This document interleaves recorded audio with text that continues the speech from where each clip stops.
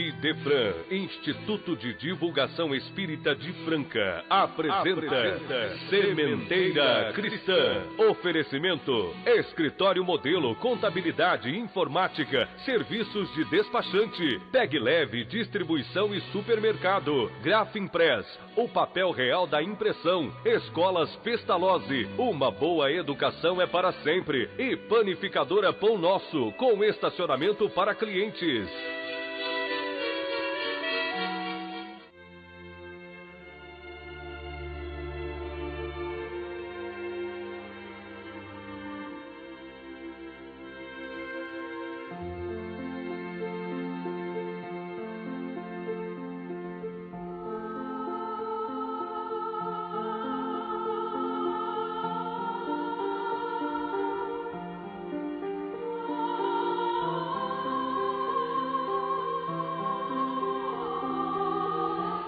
Bondoso Mestre Jesus, sabemos que temos o dever de nos tornar dignos da Tua caridade pelo mérito do nosso próprio esforço, mas tendo fé em que a Tua misericórdia é infinita, como infinita é a misericórdia do nosso Pai Celestial, dela nos valemos para suplicar-te a bênção em favor da paz, da serenidade e da fraternidade entre os homens.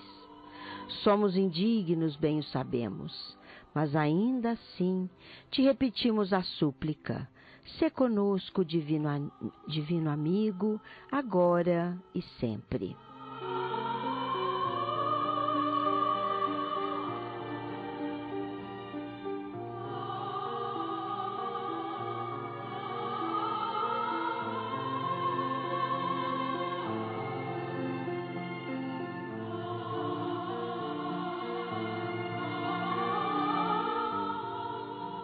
Graças ao apoio cultural de empresários e amigos, você ouve mais um Sementeira Cristã neste 27 de maio.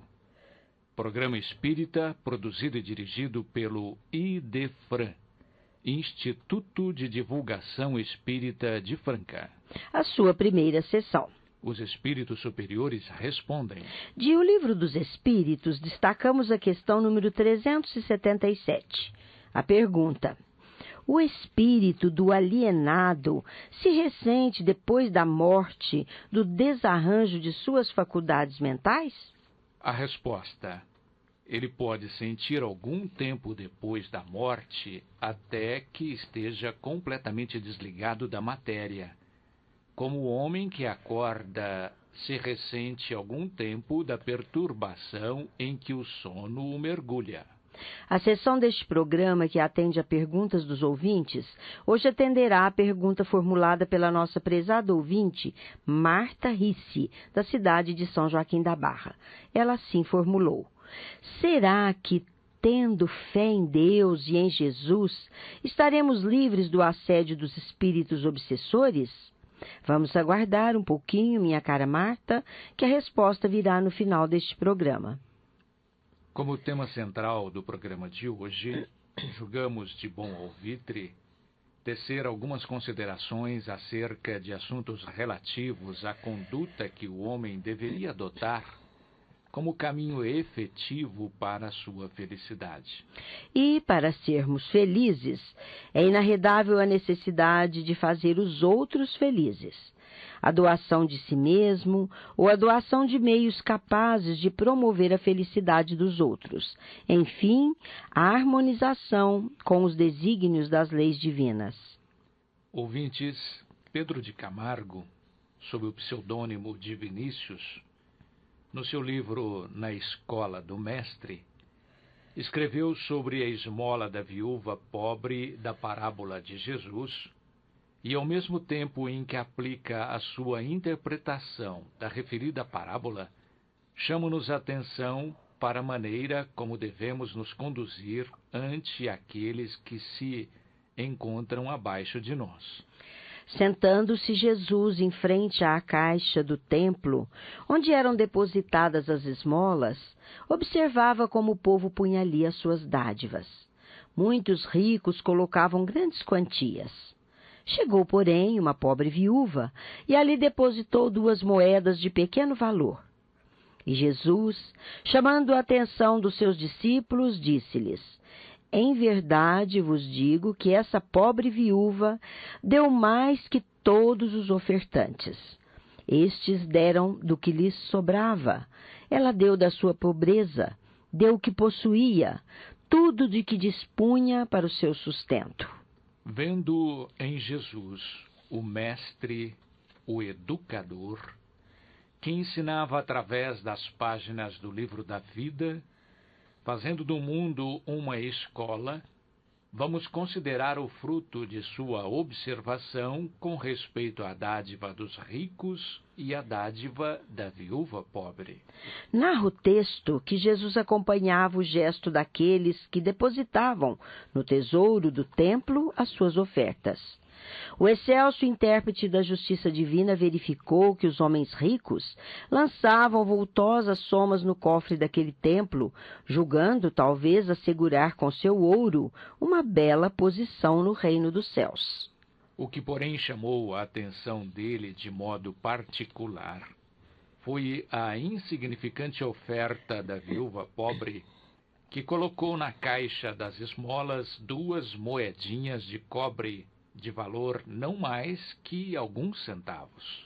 O mestre observa a atitude daquela mulher, penetra o seu íntimo, devassa os recessos mais secretos do seu coração e diz aos discípulos: Em verdade vos digo que esta mulher viúva deixou mais na arca do templo que todos os ofertantes, porque estes deram do que lhes sobrava, e ela do que ela própria necessitava. É significativa a expressão "em verdade vos digo", com que Jesus costumava preceder as sentenças graves que proferia. E verdade quer dizer, na realidade, de fato, isto é assim, e não como os homens querem que seja, ou supõem que há de ser. A linguagem humana é capciosa, traduz o convencionalismo de cada época. Reflete a opinião sempre errônea e falsa da conceituação vigente e adotada pela maioria, ou ainda a expressão da ignorância oficializada pelos usos e costumes sociais. Apartando-se daquele círculo vicioso, o sábio instrutor da humanidade acentua que o seu dizer é em verdade, isto é, fora de todo o conceito terreno eivado de dolo, de fraude, de enganos. Fora, portanto, de todo juízo humano pronunciado levianamente, sem conhecimento de causa, na ignorância dos fatores ocultos que determinam os acontecimentos e os fenômenos que caem sob o domínio dos sentidos. Ele estava em condições de apreciar os fatos da vida com justeza, pois que não os julgava pelas aparências, mas mediante a compreensão dos elementos que entram em jogo para produzi-los. Daí a sua autoridade acerca dos julgamentos que emitia e das lições que ministrava, fazendo preceder sempre desta sábia advertência: em verdade vos digo. Vejamos agora o que ele, em verdade, nos ensina neste caso do óbolo da viúva pobre. A maneira como Jesus aprecia o mérito ou demérito das nossas obras difere, sobremaneira, do critério usado pelos homens. No episódio que ora nos serve de tema, vemos que ele reputou a oferta da viúva pobre como a maior de todas ali depositadas.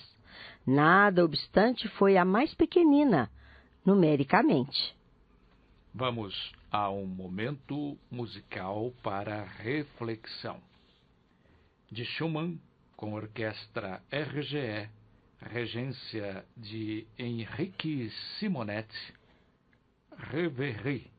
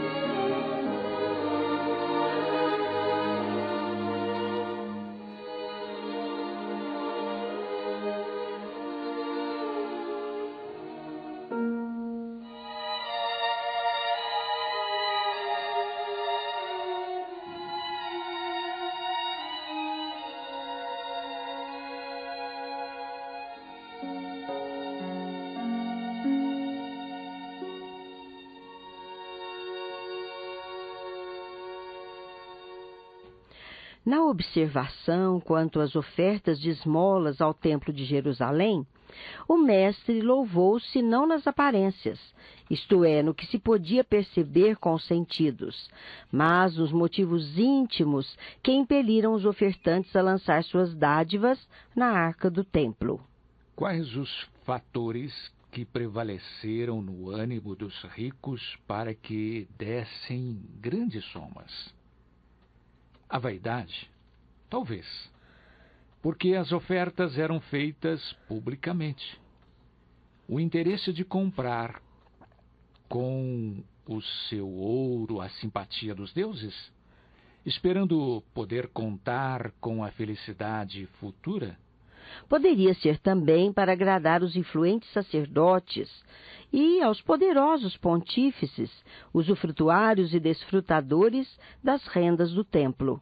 Tais motivos, por si sós, invalidam moralmente as mais vultosas dádivas. Os que agiram visando aqueles alvos já receberam a sua recompensa de acordo com os planos concebidos. Quanto à viúva, cabe-lhe o mérito da máxima sinceridade com que agiu. Essa virtude é que dá validade ao seu gesto. Ela considerava a esmola ofertada ao templo um dever sagrado, portanto imprescindível. A prova disso está no esforço que fez. Mais do que esforço, no sacrifício, visto como privou do único recurso pecuniário de que dispunha, o que se destinava ao seu próprio sustento. Seu ato foi, portanto, um ato de santidade, porque de suprema renúncia. A soma total de todo o ouro depositado no decurso dos séculos na urna do famoso Templo de Jerusalém não valia, por certo, a excelsitude do sentimento que, do fundo do coração daquela mulher desprotegida, a compeliu a privar-se das suas duas únicas moedinhas, que deveriam ser reservadas para atender a mais premente e cruel das necessidades humanas, que é o pão de cada dia. O soberano intérprete das leis divinas costumava computar no seu julgamento os valores morais, e não somente os de ordem material, como fazem os homens.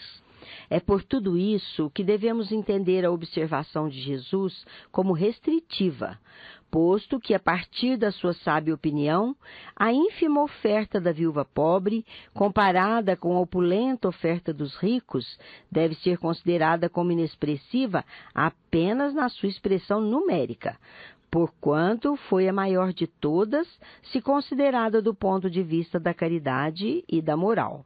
O juízo humano funda-se no testemunho dos sentidos. O juízo divino se baseia no critério da razão e no senso do coração. A verdade, como disse muito bem Camille Flammarion, não está no que vemos, mas naquilo que escapa à apreciação dos nossos órgãos visuais. A balança da excelsa justiça não pesou o ouro que os ricos depositaram no gasofilácio, mas sim o ouro que eles retiveram em seu poder. Estabelecendo o confronto, constatou-se que a dádiva, numericamente farta, foi, na verdade, inexpressiva. No que respeita, porém, à viúva pobre, a oferta foi válida em todos os sentidos, porquanto o que ela havia dado representava tudo quanto tinha, e é uma expressão lógica a de que quem dá tudo quanto tem, dá o máximo que pode. Que não se diga com isso que devemos dar tudo quanto temos, para que a esmola tenha valor. É necessário, sim, que o que dermos seja de boa vontade, que se encharque do verdadeiro sentido caridoso e não de orgulhosa ostentação entre os próprios homens.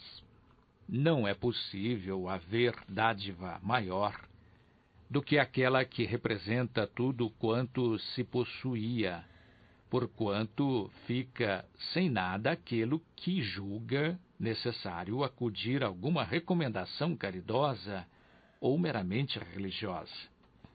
Dando tudo o que temos, certamente o estamos fazendo por dever moral, compelido por sentimento caridoso. Tal o critério que Jesus empregou para expender a sua sábia observação.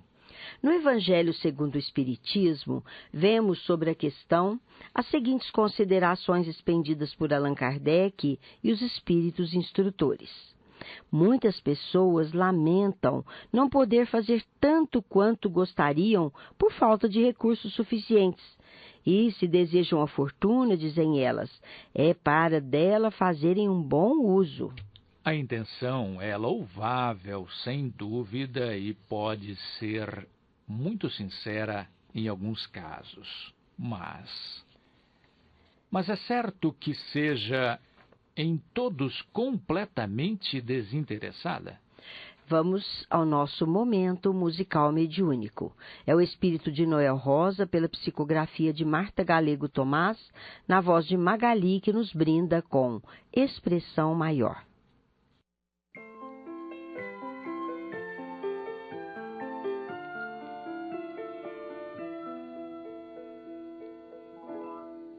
Não pode a humanidade condenar o samba julgando profano,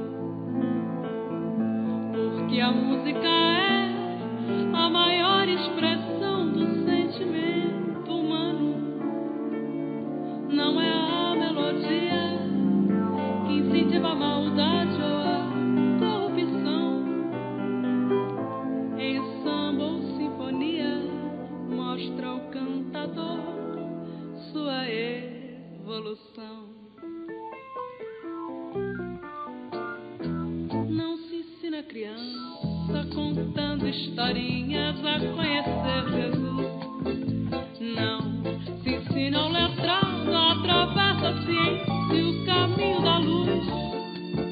Não se aprende a servir ao nosso mestre amado, amando nosso irmão. Pois ao malandro velho se ensina o evangelho é com samba canção. Pois ao malandro velho se ensina o evangelho é com samba canção. Não se ensina a criança contando historinhas a conhecer Jesus. Não se ensina ao letrado através da ciência o caminho da luz. Não se aprende a servir ao nosso mestre amado, amando nosso irmão. Pois ao malandro velho se ensina o evangelho é com samba canção. Pois ao malandro velho se ensina o evangelho é com samba canção. Pois ao malandro velho se ensina o evangelho é com samba canção. Pois ao malandro velho se ensina o evangelho é com samba canção. Pois ao malandro velho se ensina o evangelho. Não há aqueles que, desejando mesmo fazer o bem aos outros, estariam bem contentes em começar por fazê-lo a si mesmos, de se darem algumas alegrias a mais, de se proporcionarem um pouco do supérfluo que lhes falta, sob a condição de darem o resto aos pobres? Essa segunda intenção, dissimulada, mas que encontrariam no fundo do coração, e se quisessem nele rebuscar, anula o mérito da intenção, porque o verdadeiro caridoso pensa nos outros antes de pensar em si mesmo. O sublime da caridade, nesse caso, seria procurar, no seu próprio trabalho, pelo emprego de suas forças, de sua inteligência, de seus talentos, os recursos que faltam para realizar suas intenções generosas. É aí que encontraríamos o sacrifício mais harmonizado com os desígnios de Deus.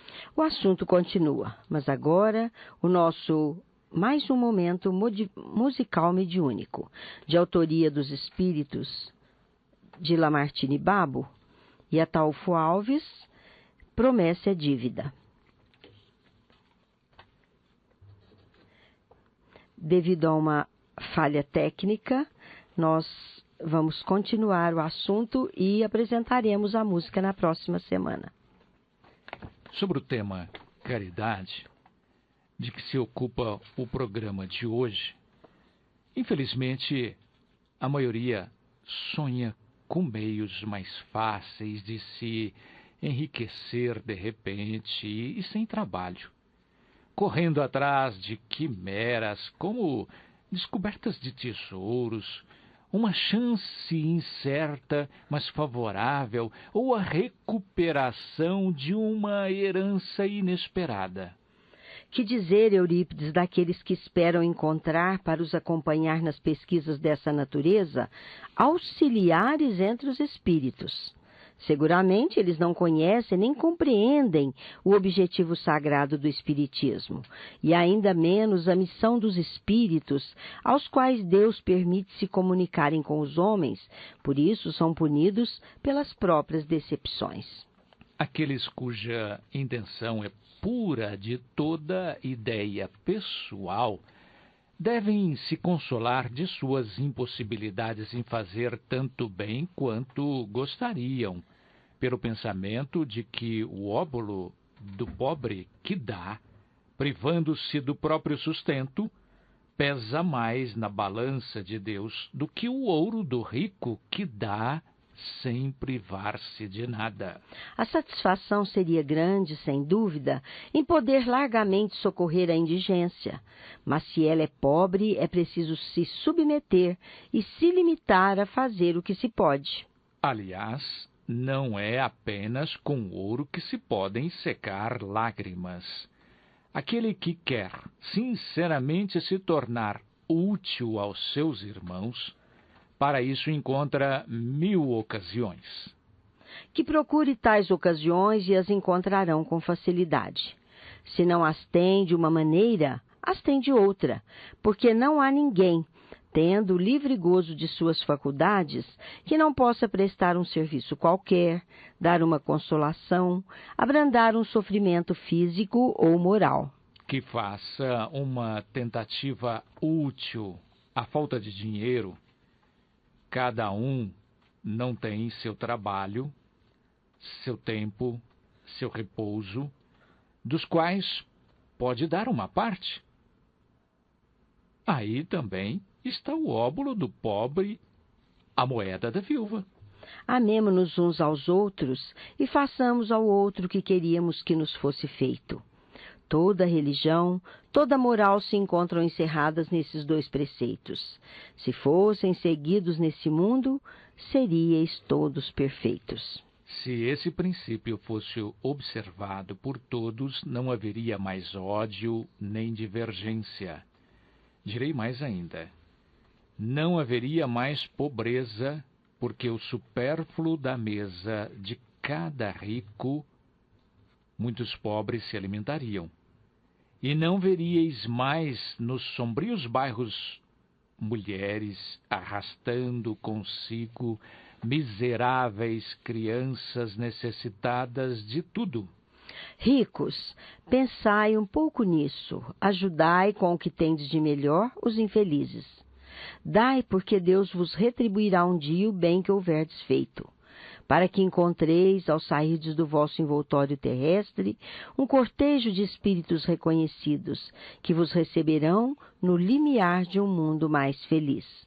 São palavras de um espírito que se comunicou por ocasião da codificação do Espiritismo, de cuja sabedoria Kardec inseriu esta grande lição de caridade em O Evangelho segundo o Espiritismo.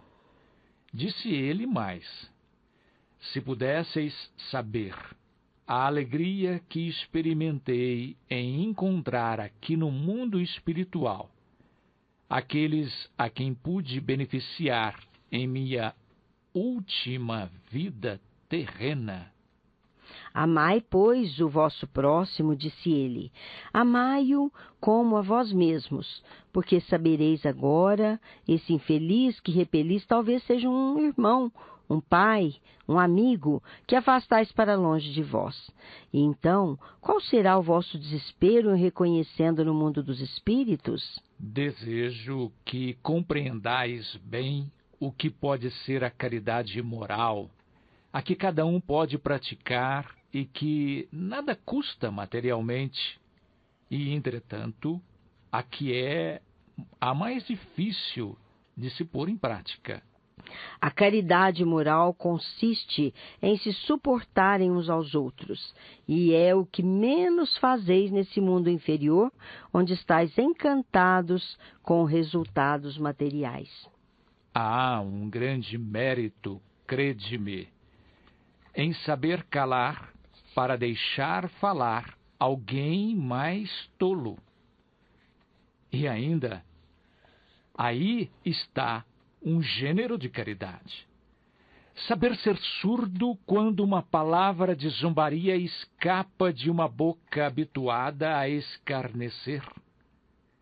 Não ver o sorriso de desdém que acolhe a vossa entrada entre pessoas que frequentemente e erradamente se creem acima de vós, enquanto que na vida espiritual, a única e real, está, algumas vezes, bem longe disso. Não considerar os erros dos outros é uma grande caridade. Entretanto, essa caridade não deve impedir a outra. Mas pensai, sobretudo, em não menosprezar o vosso semelhante. Lembrai-vos de tudo o que vos tenho dito.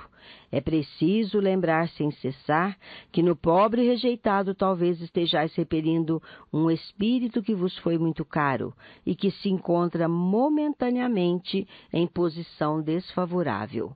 Este mesmo espírito caridoso, a nos oferecer estas lições de caridade, afirma com ênfase: eu revi um dos pobres da terra que pude, por felicidade, beneficiar algumas vezes, e a quem me cabe agora implorar por minha vez. Recordai-vos de que Jesus disse que somos irmãos, e pensai sempre nisso antes de repelir o leproso ou o mendigo. O mesmo espírito que se disse um amigo protetor por ocasião das suas comunicações codificadas no Espiritismo, volta e oferece outra mensagem, impregnada de amor e de caridade. Disse ele: a caridade, meus amigos, se faz de muitas maneiras. Podeis fazer a caridade em pensamentos, em palavras e em ações.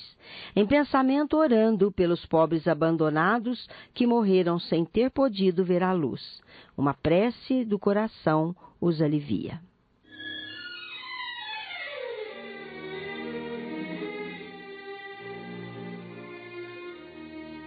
Estamos apresentando Sementeira Cristã. Oferecimento: Escritório Modelo Contabilidade, Informática, Serviços de Despachante, Escritório Modelo Centro e Estação, Pegue Leve Distribuição e Supermercados, Cesta Básica, Produtos de Limpeza, Descartáveis, Sucos em Pó e Líquidos, melhores preços para sua empresa. Distribuição Rua Carlos de Vilhena 4270, Vila Imperador. Televendas 16 3707 2870. Loja Nossa Senhora das Graças, Avenida Antônio Rodrigues Neto, número 1105. Fone 16 3724 2888. Loja Estação, Rua Voluntário Mário Mazzini, 1902. Fone 16 3723 2888. Escolas Pestalozzi, Educação Infantil, Ensino Fundamental, Ensino Médio. Agende uma visita. Fone 3711-0100. Pestalozzi educa, humaniza e faz crescer. Escolas Pestalozzi, uma boa educação é para sempre. Acesse www.pestalozzi.com.br. Grafimpress, o verdadeiro papel da impressão. Rua José Bonifácio 361, Vila Nicásio, 3722-0410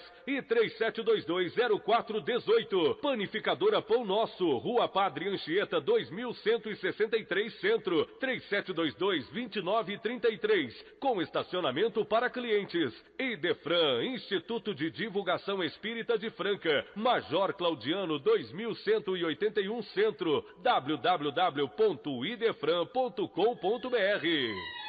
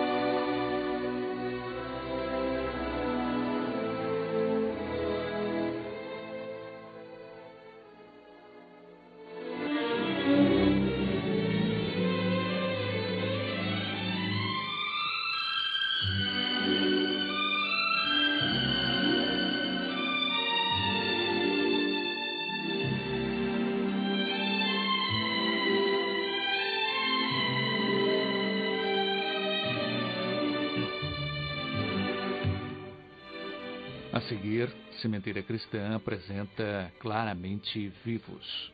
Ouviremos a mensagem que o jovem chamado carinhosamente de Cris dirigiu aos seus familiares, especialmente à sua mãe e ao seu pai, lembrando alguns detalhes do trágico momento em que fora baleado e chamando a atenção para o fato de o espírito ser imortal, portanto sempre ligado aos que ama.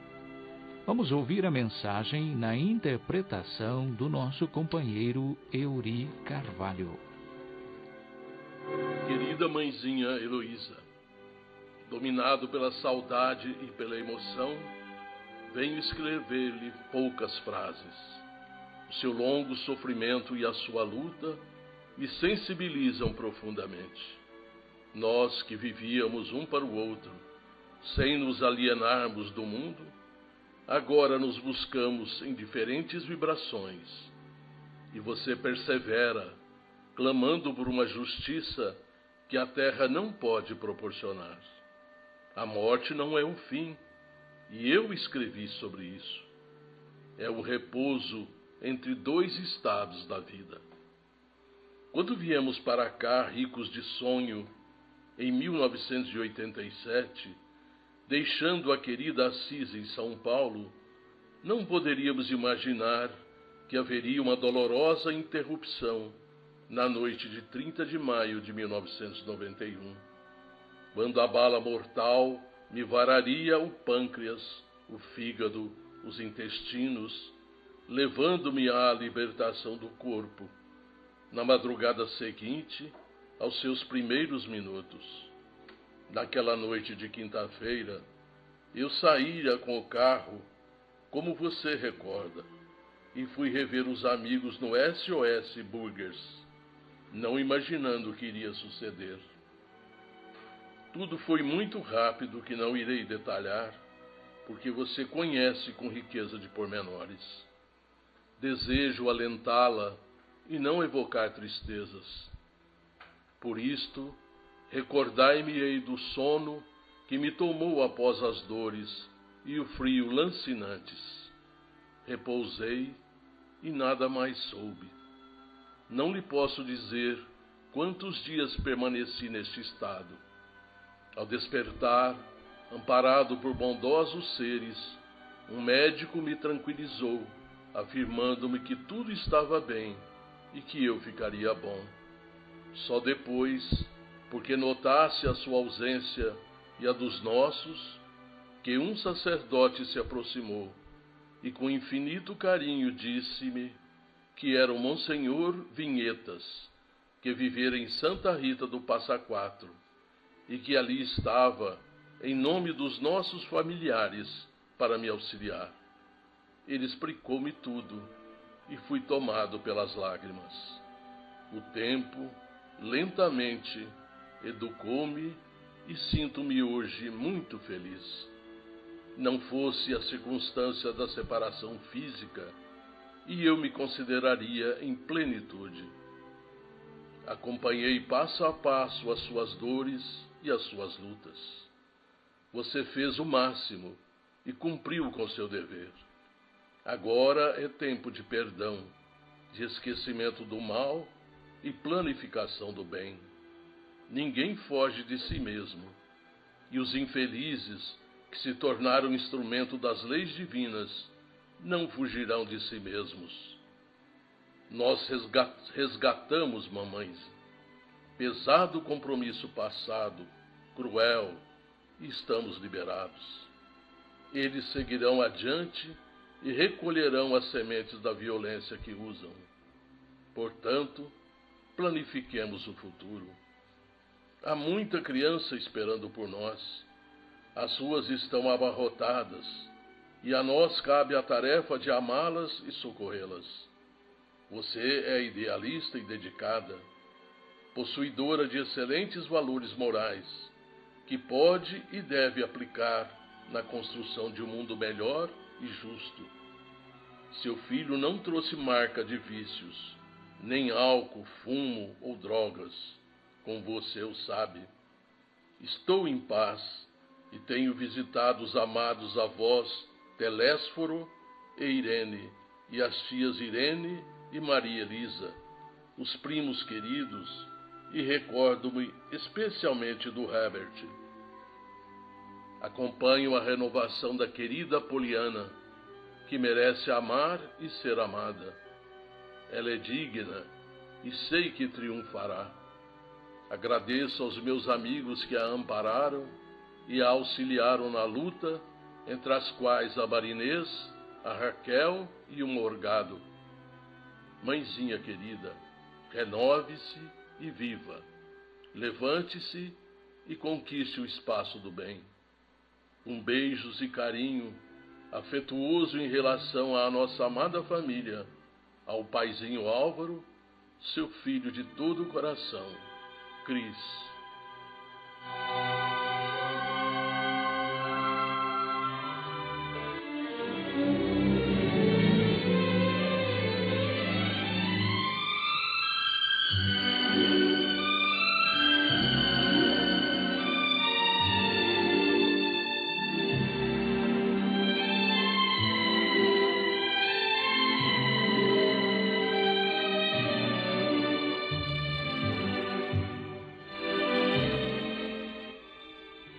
O livro espírita sempre foi uma maneira barata de qualquer pessoa largar os horizontes. Mas veja o que acontece com relação ao Clube do Livro Espírita de Franca.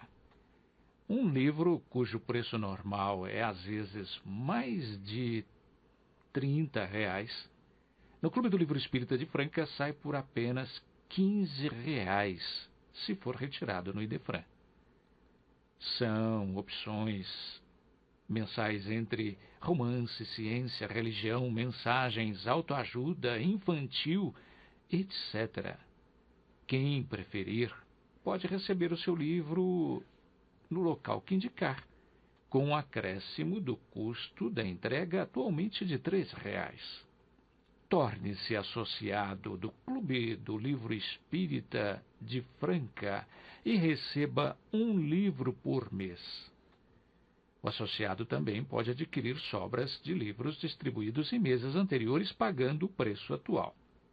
Outra vantagem do associado é o desconto de 10% em todas as suas compras na livraria do Idefran.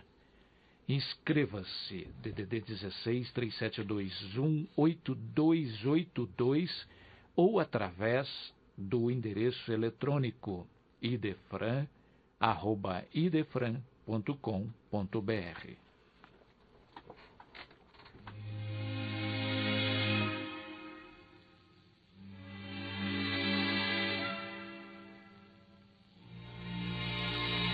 Ouviremos a seguir, no Sementeira Cristã, pergunta e resposta.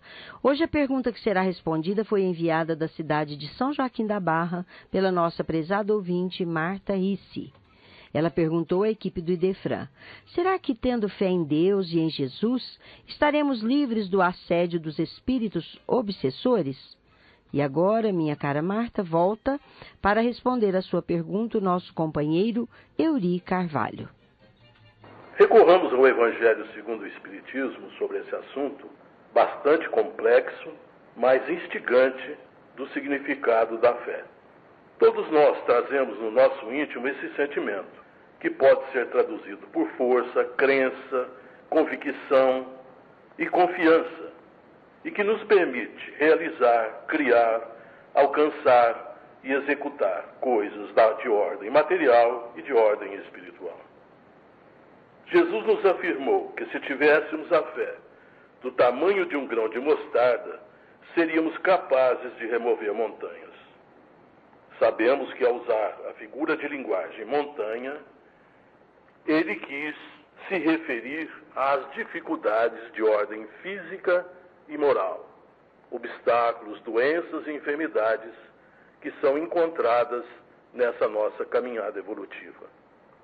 Kardec, referindo-se a esse assunto, nos diz que a fé robusta transmite a perseverança, a energia e os recursos capazes de vencer os maiores obstáculos, nas pequenas como nas grandes coisas. Já a fé vacilante gera a incerteza, a hesitação, de que se aproveitam aqueles contra quem se deseja lutar, daí resultando que o homem não insiste nos meios de vencer, porque não crê poder alcançá-los. A fé, esse germe inato em nossos espíritos, pode ser entendida como fé humana e fé divina. A fé humana, nós podemos traduzi-la como a força ou o poder que temos de transformar os nossos sonhos em realidade. Se quando estudantes, a nossa meta, atendendo à nossa aptidão, é ser médico, e se os obstáculos são difíceis de serem ultrapassados, o poder de nossa fé nos impulsionará e venceremos todas as dificuldades até atingir o nosso objetivo. Se, ao contrário, vacilarmos, se duvidarmos de nossa capacidade, aí sim nós ficaremos a meio do caminho com um sentimento grande de frustração. Esse exemplo se aplica em todas as nossas iniciativas, planos e metas. A fé religiosa é a crença nos dogmas e fundamentos de uma religião. O adepto de determinada religião crê nos seus artigos de fé, nos seus dogmas particulares, sem questionamento, o que pode levá-lo à fé cega ou ao fanatismo, que é a exacerbação desta fé. Kardec, na codificação da doutrina espírita, nos propõe a fé raciocinada, que é a que se fundamenta na comprovação dos fatos, na compreensão deles e na lógica, o que leva o codificador a concluir que fé inabalável é somente aquela que pode encarar a razão face a face em todas as épocas da humanidade. Retornemos agora à sua pergunta. Será que, tendo muita fé em Deus e em Jesus, estaremos livres do assédio dos espíritos maus?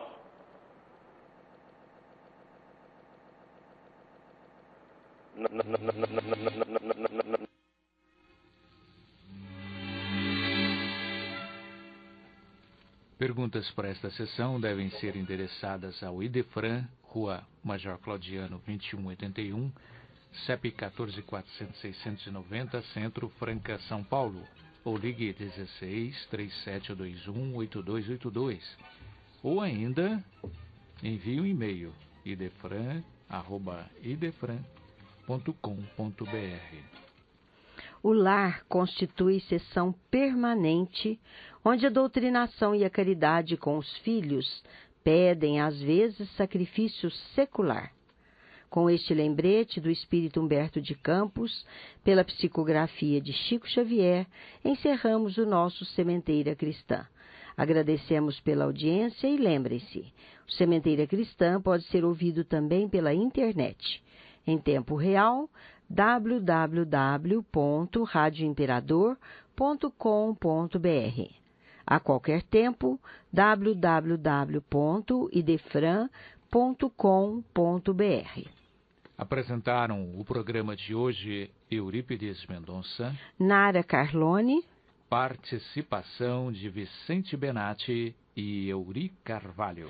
Serviços de áudio e sonoplastia, Cássio Freires.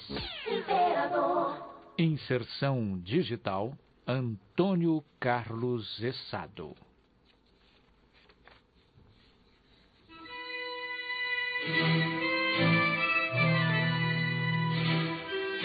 Idefran, Instituto de Divulgação Espírita de Franca, com o apoio de Escritório Modelo, Contabilidade, Informática, Serviços de Despachante, Tag Leve, Distribuição e Supermercado, Grafimpress, o papel real da impressão, Escolas Pestalozzi, uma boa educação é para sempre, e Panificadora Pão Nosso, com estacionamento para clientes. Apresentou Sementeira Cristã.